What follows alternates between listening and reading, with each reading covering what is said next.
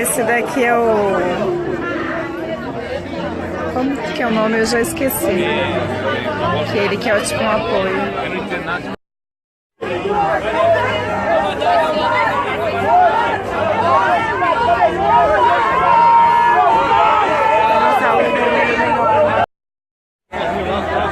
Eu gosto mais de curso em inglês. Assim, que nem esse tordilho. Olha a coisa mais linda.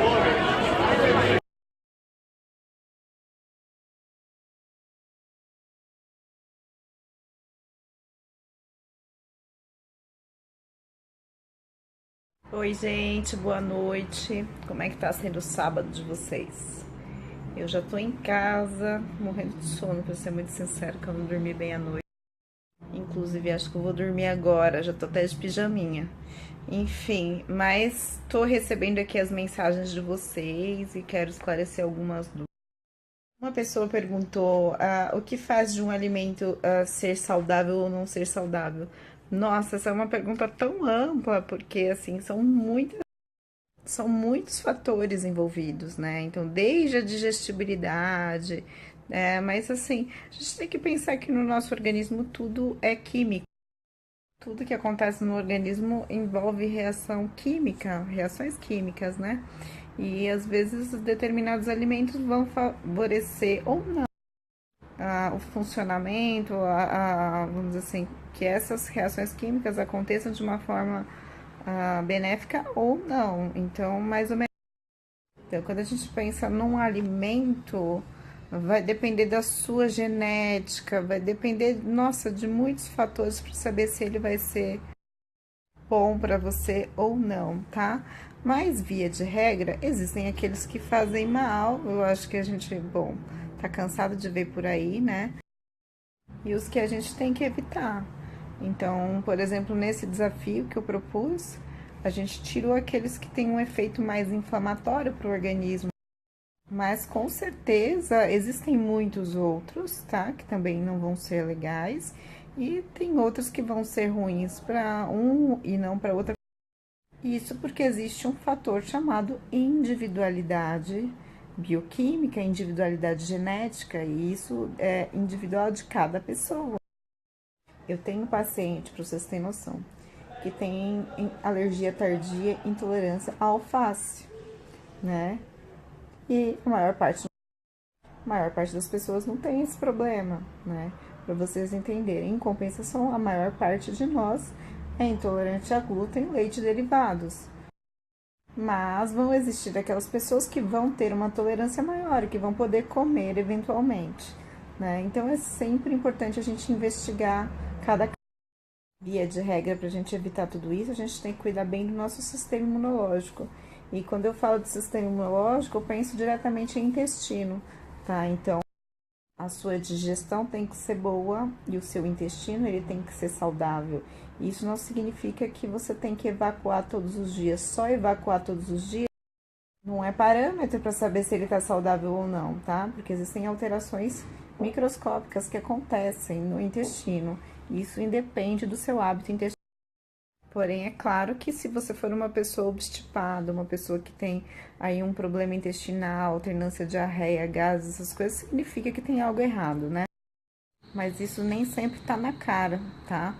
E às vezes uma permeabilidade intestinal alterada, uma desbiose intestinal vai ocasionar, vai predispor ao desenvolvimento das alergias tardias, das intolerâncias alimentares, que vão superestimular o sistema imunológico e vão dar origem às doenças, tá? Principalmente as doenças autoimunes, né? Quando o sistema imunológico ele perde a noção do que é do organismo e do que não é e acaba atacando tudo e vira tudo um grande problema, você fica todo inflamado, né? Então, pensando em doença autoimune, a gente sempre tem que cuidar do intestino. Eu tô falando isso porque, assim, 90% do sistema imunológico está no intestino. Então, assim, existe todo esse tecido por debaixo da mucosa, já que o intestino é por onde substâncias externas vão ter contato com o meio interno do organismo, concorda? Você comeu, vai passar o processo de digestão ao alimento e aí ele vai ser absorvido e vai passar para o sangue. Então, assim, é importante que a gente tenha esse tecido aliás, esse sistema imunológico ali para evitar a passagem de bactérias, alimentos mal digeridos. E eu tô falando tudo isso para chegar nas questões de compulsão alimentar e nos distúrbios alimentares, porque o nosso intestino também é responsável pela produção de cerca de 80% da serotonina no nosso organismo, que é o principal neurotransmissor relacionado ao bem-estar. Então, quem tem déficit de serotonina vai sofrer mais chance de ter depressão, vai ter mais chance de ter transtorno alimentar, vai ter mais chance de ter transtorno de ansiedade, vai ter mais chance de ter insônia, tá? Porque é da serotonina que a gente produz melatonina, que é o hormônio do sono. Então, se você sofre qualquer um desses sintomas, comece a observar o teu intestino, vai investigar se o seu intestino está saudável, tá? Porque provavelmente tem coisa errada ali, ou você tem uma alteração de flora intestinal, ou ele está permeável demais, e isso é muito ruim, ou ele está inflamado, ok? Quem tiver interesse em conhecer um pouco mais sobre esse assunto, existe um médico, um autor que escreveu alguns livros, Dr. Elion Póvoa, e ele escreveu um livro chamado O Segundo Cérebro e se não me engano, o Cérebro Escondido, Cérebro Secreto, assim. Eu sei que um é o Segundo Cérebro, o outro eu já não lembro, que eu li há tempo atrás, e ele explica, né, de uma maneira muito didática tudo isso, então para quem não é da área vai conseguir entender. E é muito interessante, o intestino é maravilhoso. Tanto é que hoje já se estuda, né? Existe uma nova área de estudo na nutrição e na medicina, que é a genética do microbioma, então de todas as bactérias que vivem no nosso trato digestivo gastrointestinal, né? Que são trilhões de bactérias, de fungos, né? E eles formam um órgão à parte, sem eles a gente não vive, né? Em compensação, se eles estiverem em desarmonia, a gente também vai sofrer com isso. Então tem que haver um equilíbrio até o nosso próprio bem, né? Então, assim, alguns fatores que são importantes para a saúde intestinal é evitar consumir carboidrato refinado, principalmente açúcar. Álcool altera a permeabilidade intestinal, então tem que ter uma alimentação muito rica em fibras, né? Porque as fibras vão ter um efeito pré-biótico, vão ser comidinha para as bactérias boas, para elas crescerem felizes. Tem que se hidratar bem, tem que tirar aqueles alimentos que são inflamatórios, que te causam alergia, tá? Então tem que investigar isso e tem que ter uma boa digestão, porque pessoas que têm uma acloridria, que não produzem suco gástrico suficiente ou que não digerem bem, vão ter aí um pior funcionamento intestinal, porque as proteínas mal digeridas, que não foram digeridas corretamente no estômago, vão putrefar, apodrecer no intestino, favorecendo o crescimento daquelas bactérias ruins, tá? Geralmente bactérias gram-negativas, tá? Se isso interessa para vocês. Então tem que cuidar, é importante cuidar. E tem que modular estresse, gente. Estresse é o nosso pior mal, seja estresse físico, por exemplo, atletas de alto rendimento, né? Isso não é saúde. Seja o estresse psicológico, tá? O estresse ele aumentar os níveis de cortisol, né? O cortisol ele altera a secreção de muco protetor em todo o trato gastrointestinal, então você vai ficar mais suscetível a ter gastrite, suscetível a ter má digestão e suscetível de ter um aumento da permeabilidade intestinal, justamente porque falta esse muco protetor. Então tem que fazer yoga, tem que meditar, tem que fazer esporte, tem que sair com as amigas, tem que gerenciar o estresse, isso é fundamental, gente. Já que a gente não consegue se livrar do estresse, e hoje em dia principalmente que pega o psicológico, né?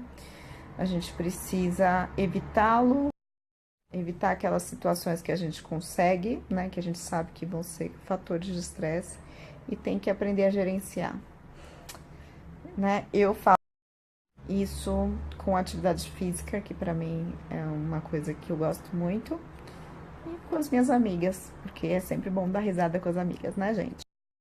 Mudando totalmente de assunto, né? Eu postei aí meu antes e depois no Instagram, aí o pessoal perguntou por que eu quero ter 10% de gordura.